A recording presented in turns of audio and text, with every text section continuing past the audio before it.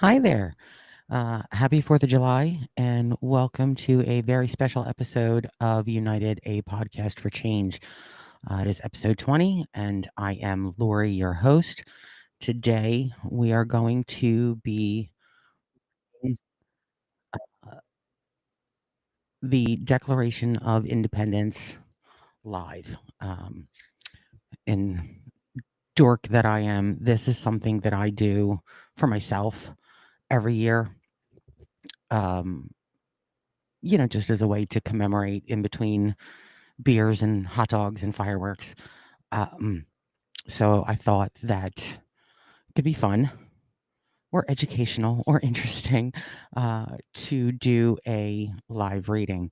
Um, Before we get started, if you would be so kind as to like or comment, subscribe, tell me you're here, say hi so I can say hi. Um, Specifically, I like to, say hi to people by name. Um, and just in general, anyone watching, whether live or on the replay, I am very grateful for your support. Um, and if anybody has any questions throughout, like I'll take it by sections and then pause in between. And if there's any questions, just put them in the comments and we'll talk about them. And uh, in the Declaration, it speaks about, the current King of England. It references he. The he that is being spoken of is King George III, also known as the Mad King George. If you saw Hamilton, the musical, uh, that king, that's who they're talking about. If you saw Bridgerton or Queen Charlotte, that king, that's who they mean. So, without further ado, let's get started. In Congress, July 4, 1776. The unanimous Declaration of the 13 United States of America.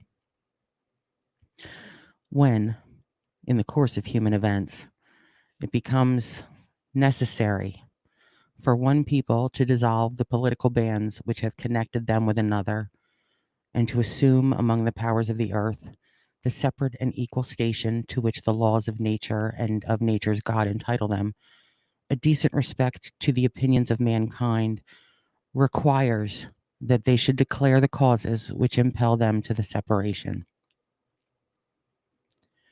We hold these truths to be self-evident, that all men are created equal, that they are endowed by their Creator with certain unalienable rights, that among these are life, liberty, and the pursuit of happiness, that to secure these rights, governments are instituted among men, deriving their just powers from the consent of the governed, that whenever any form of government becomes destructive of these ends, it is such principles and organizing its powers in such form as to them shall seem most likely to affect their safety and happiness.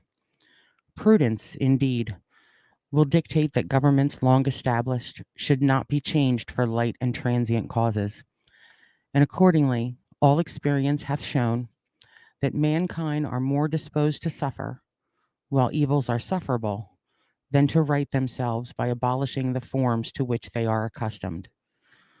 But when a long train of abuses and usurpations, pursuing invariably the same object, evinces a design to reduce them under absolute despotism, it is their right, it is their duty to throw off such government and to provide new guards for their future security. Such has been the patient sufferance of government. The history of the present King of Great Britain is a history of repeated injuries and usurpations, all having in direct object the establishment of an absolute tyranny over these states. To prove this, let facts be submitted to a candid world. He has refused his assent to laws, the most wholesome and necessary for the public good.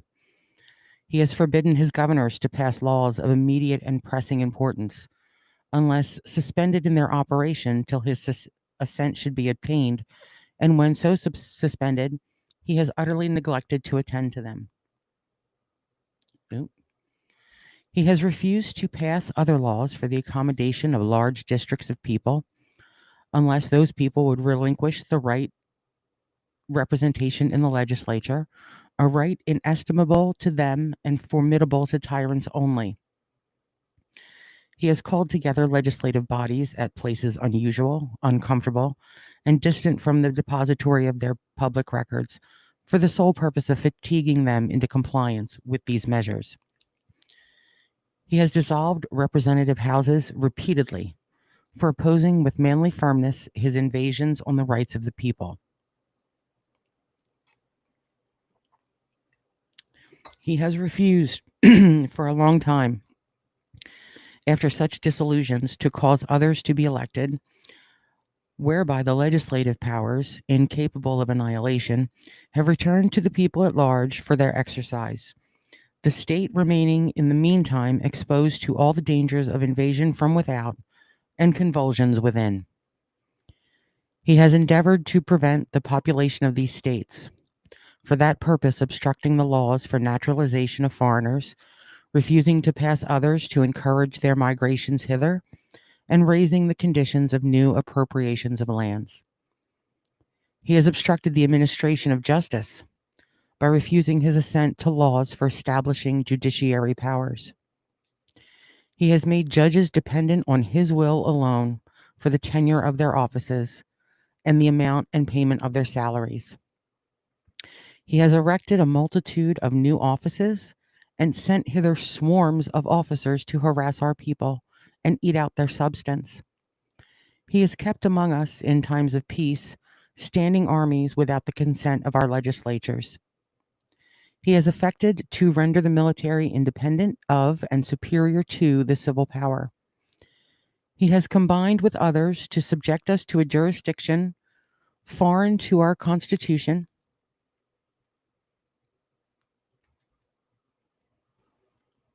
and unacknowledged by our laws, giving his assent to their acts of pretended legislation for quartering large bodies of armed troops against us, for protecting them by a mock trial from punishment for any murders which they should commit on the inhabitants of these states, for cutting off our trade with all parts of the world, for imposing taxes on us without our consent, for depriving us in many cases of the benefits of trial by jury, for transporting us beyond seas to be tried for pretended offenses,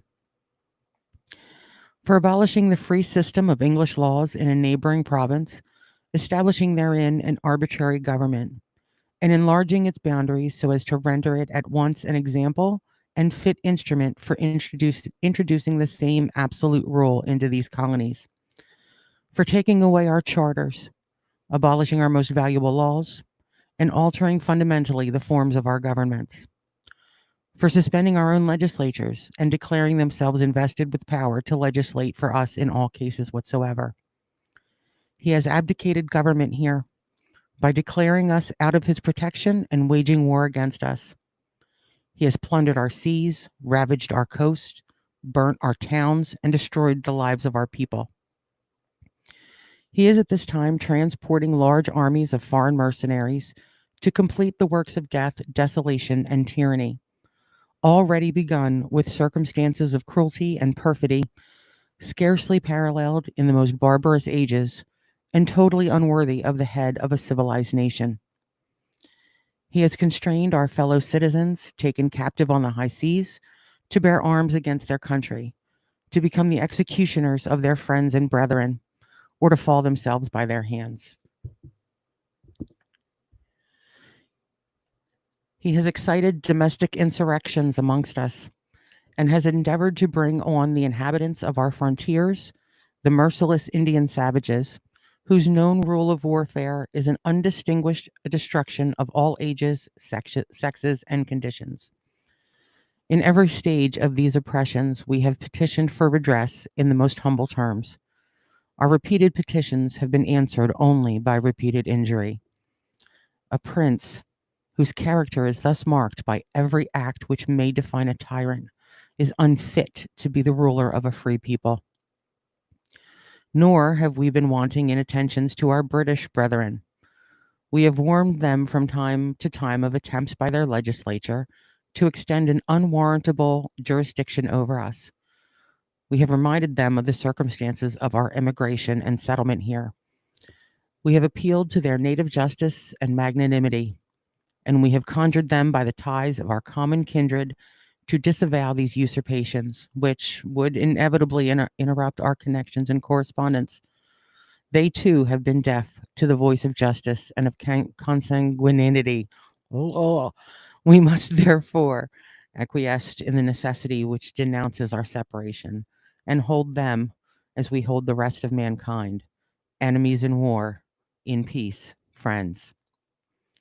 We, therefore, the representatives of the United States of America, in General Congress assembled, appealing to the Supreme Judge of the world for the rectitude of our intentions, do, in the name and by the authority of the good people of these colonies, solemnly publish and declare that these united colonies of the British Crown, and that all political connections between them and the state of Great Britain, is and ought to be totally dissolved, and that as free and independent states, they have full power to levy war, conclude peace, contract alliances, establish commerce, and to do all other acts and things which independent states may of right do.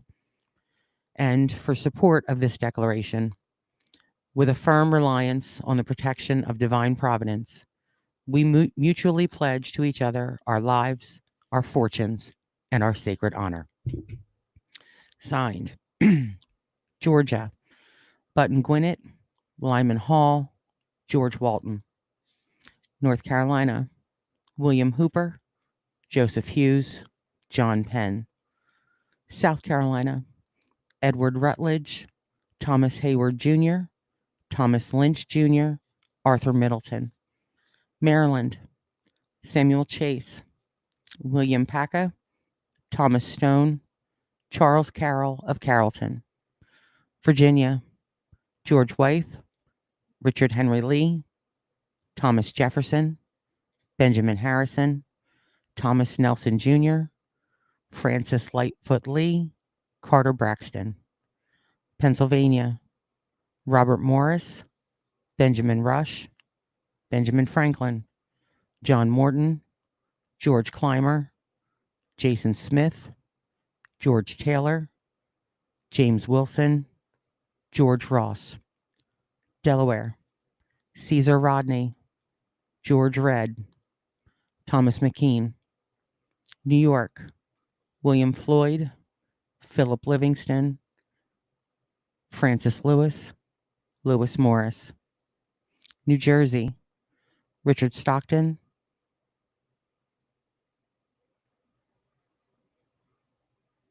Francis Hopkinson, John Hart, Abra Clark, Jonah Witherspoon. New Hampshire, Josiah Bartlett, William Whipple, Matthew Thornton. Massachusetts Bay, John Hancock, Samuel Adams, John Adams, Robert Treat Payne, Elbridge Gerry. Rhode Island, Stephen Hopkins, William Ellery. Connecticut, Roger Sherman, Samuel Huntington, William Williams, Oliver Wolcott. And and that is the entire Declaration of Independence. Some fun facts. By this point, the Boston Tea Party had taken place, the Boston Massacre, Lexington and Concord, and July 4th is when the Declaration was adopted. Took another month or so for it to get everywhere. And the American Revolution began in 1775 with the Battle of Lexington and Concord. And in the Revolutionary War ended in 1783.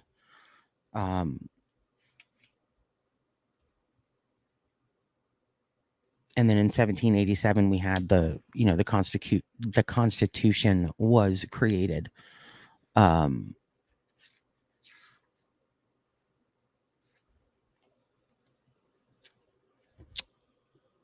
So that's that. If anyone has any questions, just put them in the comments.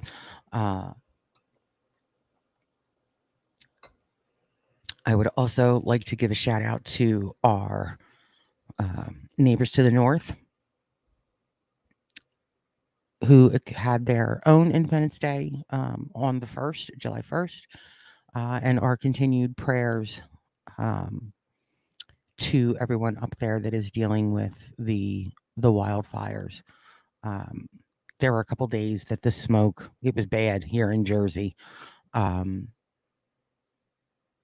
for as bad as it was here, it's worse there. So I'm not going to complain about the smoke that we got from the wildfires. So we just send positive thoughts that there, aren't any deaths. Injuries are kept to a minimum. Loss of homes kept to a minimum. And, that they end soon.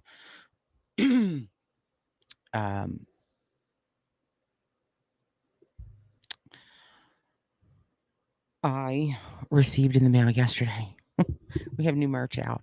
The link for the merch is in the description. And so I have our Make America We the People Again shirt because I love it. I want to thank my friend Joanne for helping me iron out the kinks with the design. But this is what it looks like.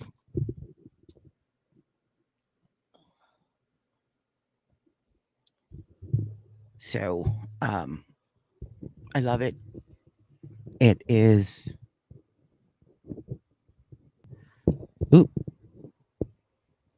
super comfy. It's pre-shrunk. All the shirts in the merch are pre-shrunk cotton. This is a large because I'm busty, and it fits comfortably.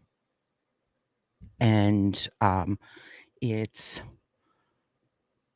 it's soft, but it's not so thin that, you can see through it.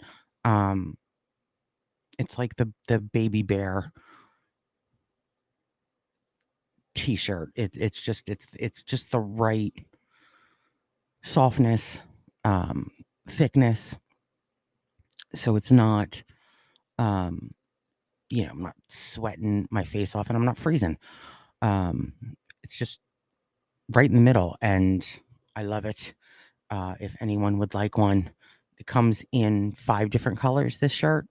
Obviously red, black, navy, royal blue, and a dark gray. And if you would like one, because I do firmly believe that we should make America We the People again, feel free to check out the link. And thanks in advance. And we will wrap this up. I will see everyone. Might do another episode at some point this week with like a main topic. I just wanted to do something special for the 4th of July. So I won't keep everyone. Go out, enjoy your barbecues and the fireworks. Drink responsibly. Don't drive drunk. Get a designated driver or an Uber or a Lyft. Or just stay where you lay. It's, just get home safe. And again, I want to thank everyone for the support, and it really means a lot. And happy 4th, and I'll see you next time.